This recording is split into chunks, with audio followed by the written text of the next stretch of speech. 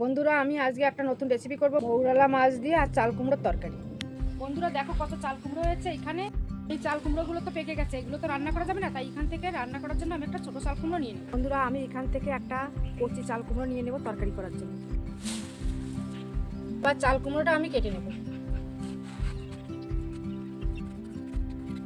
এইভাবে পিস করে কেটে নেব। কয়েকটা আলু দিয়ে দেবো, আলুগুলো এভাবে পিস করে নেব। তরকারিটা আমার কেটে নেওয়া হয়ে গেছে, এবার এটাকে ধুয়ে নেব।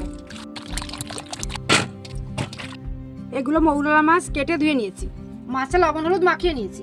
কড়াই গরম হয়ে গেছে, এবার তেল দিয়ে দেবো। এবার মাছগুলো ভাজা হয়ে গেছে, এবার তুলে নেব। এবার সবজিটা ভেজে নেব।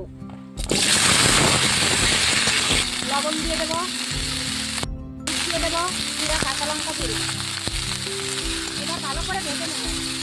ভাজা হয়ে গেছে, এবার জল ঢেলে দেবো। সম্পরা দেওয়ার জন্য তরকারিটা নামিয়ে নেব। সম্পরা দেওয়ার জন্য তেল দিয়ে দেবো কড়াইতে। তেল গরম হয়ে গেছে, এবার জিরে দিয়ে দেবো। শুকনো জিরে আমি তুলে রাখবো। তরকারিটা ঢেলে দেবো।